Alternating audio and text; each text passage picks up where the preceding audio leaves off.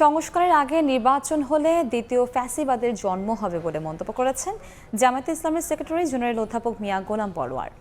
সকালে যশোর শিল্পকলা একাডেমিতে আয়োজিত রোকন সম্মেলনে প্রধান অতিথির বক্তব্যে কথা বলেন তিনি।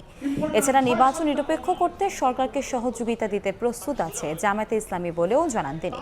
এদিকে বরিশালেও জেলা আইনজীবী সমিতি মিলনায়তনে সমাবেশ করে দলটি। এ সময় জাতীয় সংসদ নির্বাচনের তারিখ ঘোষণার আগে প্রশাসনে নিরপেক্ষ লোক বসানোর দাবি জানান নেতারা।